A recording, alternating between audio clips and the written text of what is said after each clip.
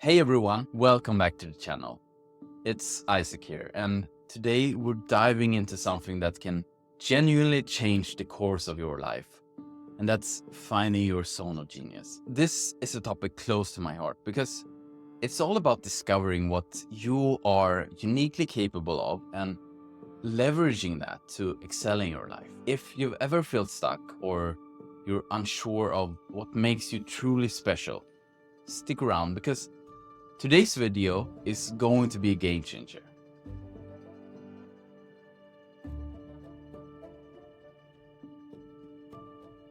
Let's talk about some of the common struggles that we all face. How often have you found yourself feeling unfulfilled or just underutilized in your job? Or maybe you have potential, but you just can't seem to figure out where it lies. Trust me, you're not alone.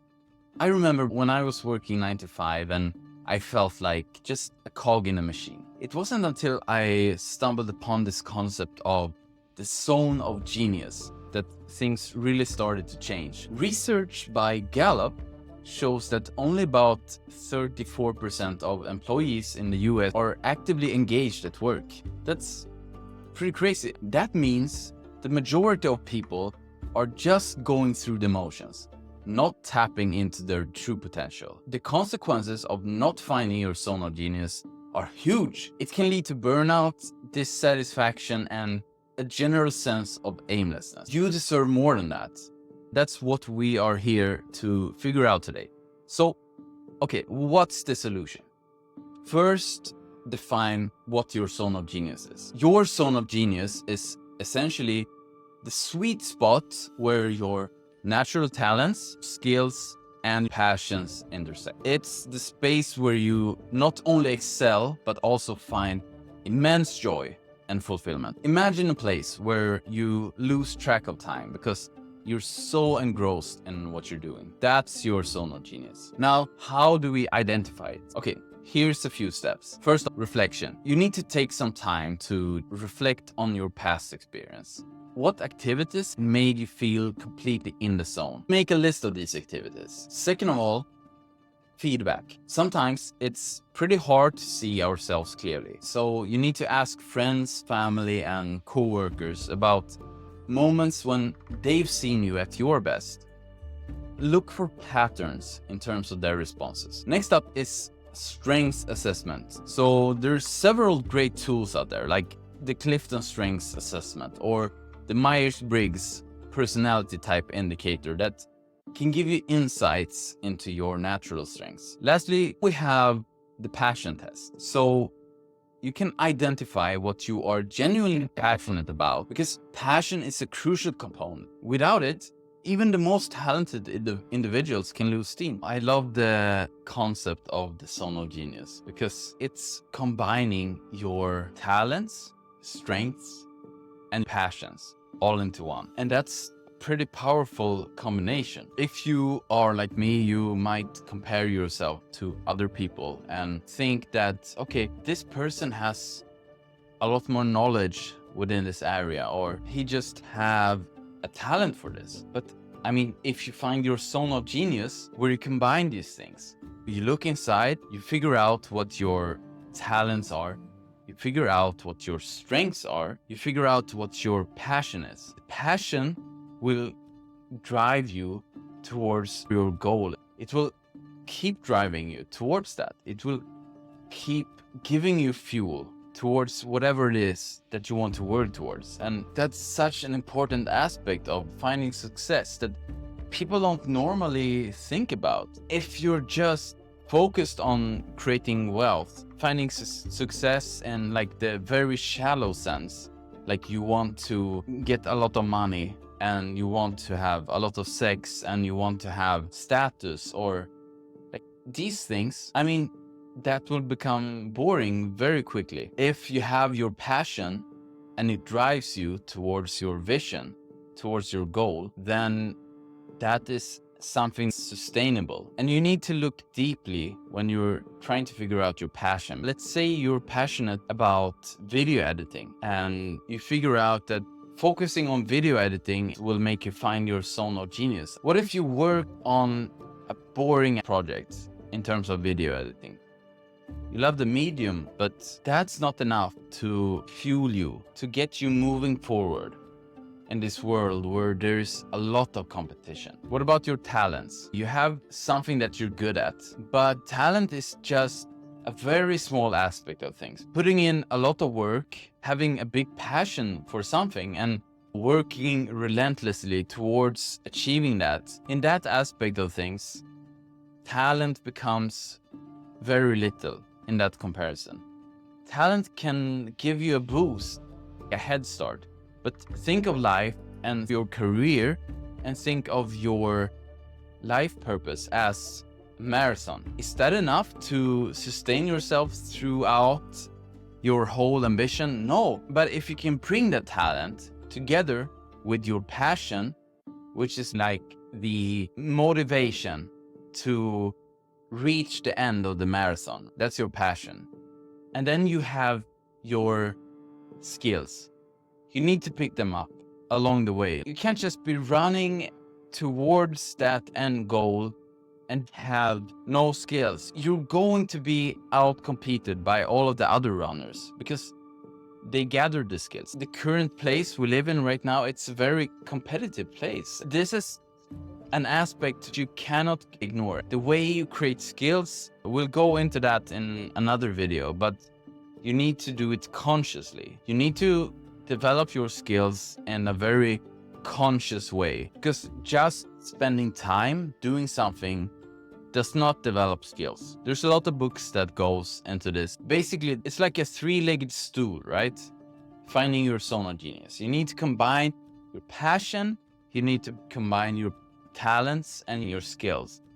That creates the benevolent force that you are looking towards.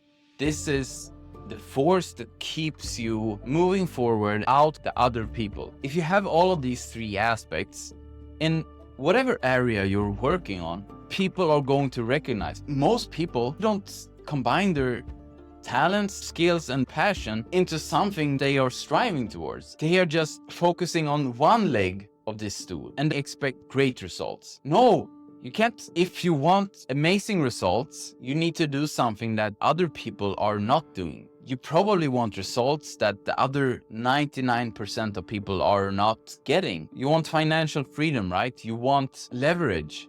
You want to be a benevolent force in the world. You want to share your greatest gift with the world. And so why aren't everyone doing that?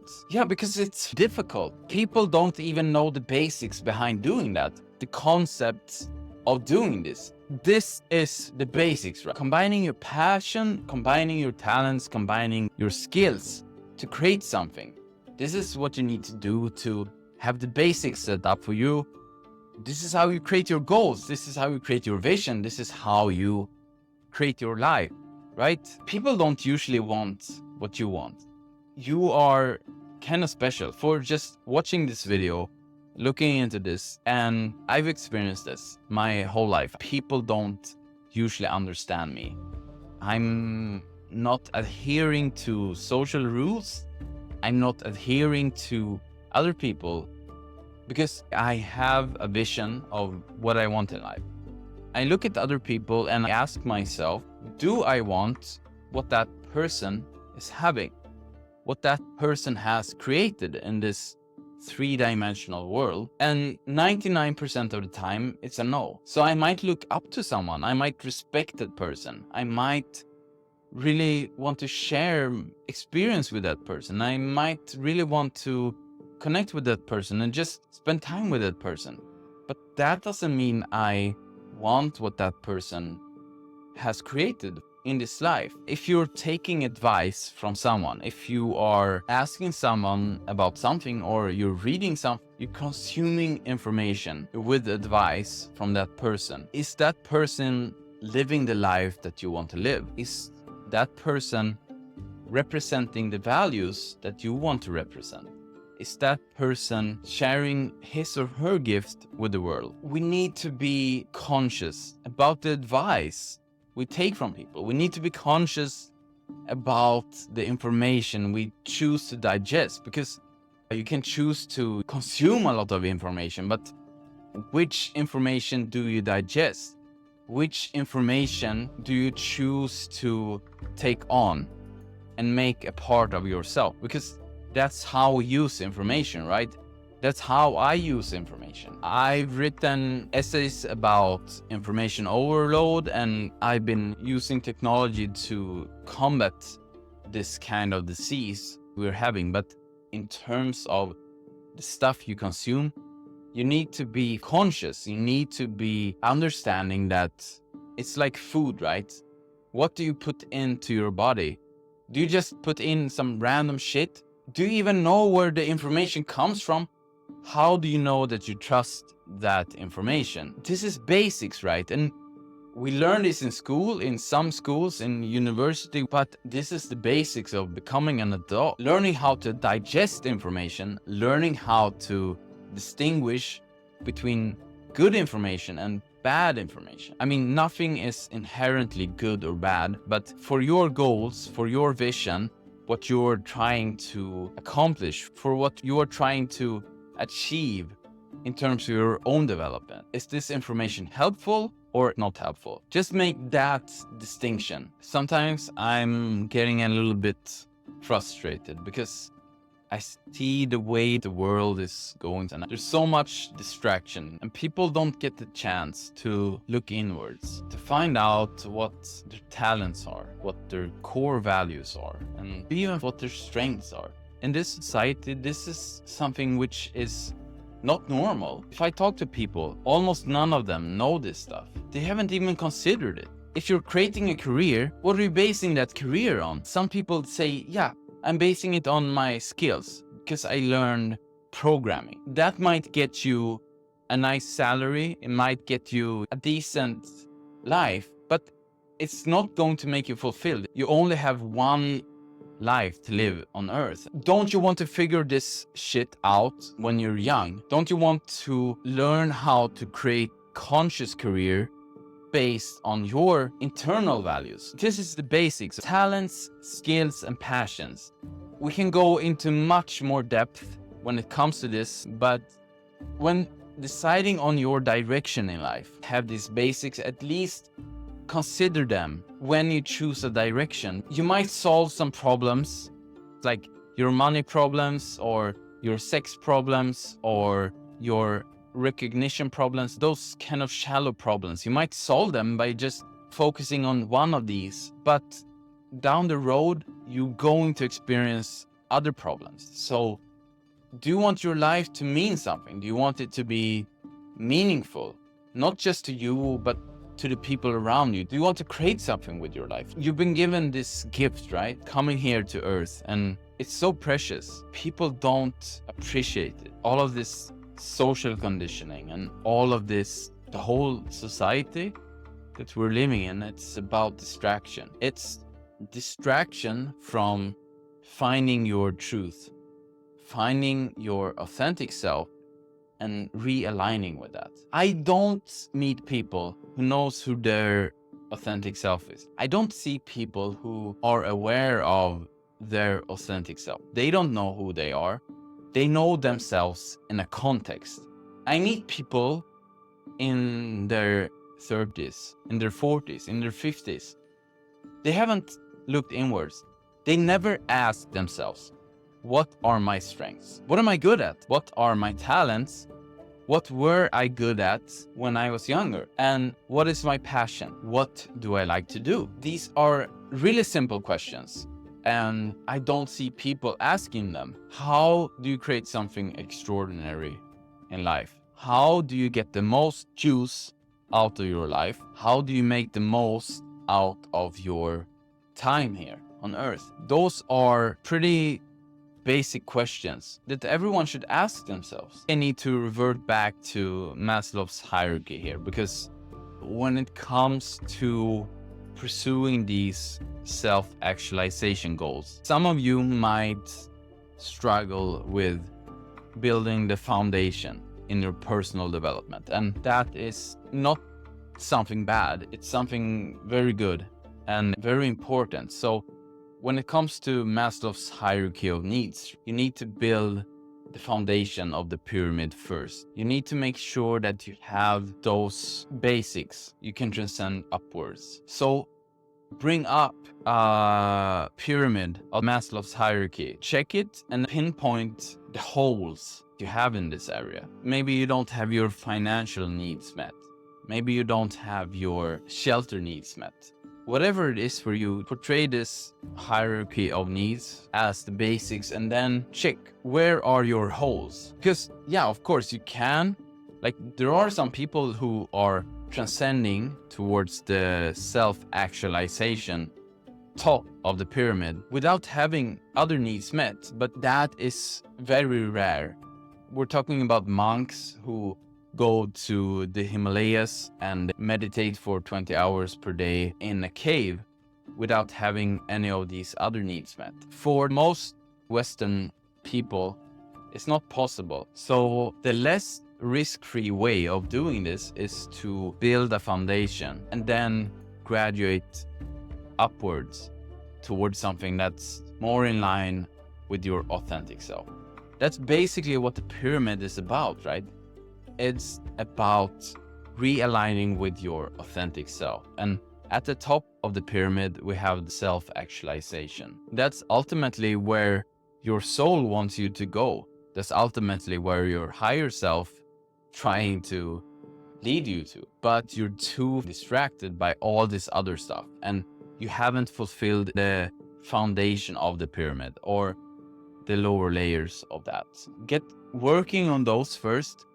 Keep in mind that self-actualization is where you ultimately want to go. Also, you need to fulfill these lower layers in order to reach that in a more risk-free way. Because, of course, you can jump all the way to the self-actualization and it's very rare. Some people do it, but that's not for you and me. I would never be able to do that. My mind is too scattered, too focused on distractions in this three-dimensional world, like building my business, getting sex, getting love, developing my skills. My mind is occupied with it. So I'm not able to transcend into something more. But one thing is clear, I have the aspiration. I've been having this aspiration for many years now.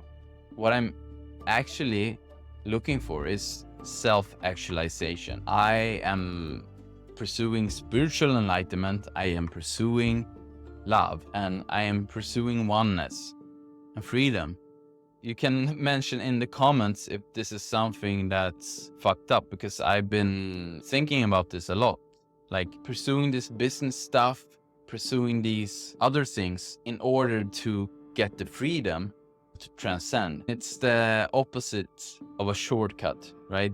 And so that's something I've been struggling with. I've been wanting to talk to people who are good with life, navigating this complex maze of distractions that form the three-dimensional world that we live in. I'm just trying to navigate this and reach my aspirations without hurting other people.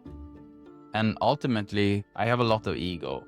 I'm in no way perfect. There's just so much within my own personality that I have to work on. I have to do a lot more shadow work. I have to do a lot more work with myself in order to transcend all of this ego stuff within me. And there's a lot of it. And I think the first step is just to become aware of it. So I'm in no way a guru. I am in no way a preacher. I'm just talking about my own path. I'm just trying to figure out what life is and how to transcend into something that's valuable to me. To me, I think that's consciousness. And that's a difficult topic to talk about, like consciousness, because most people don't probably know what that is or how to relate to that.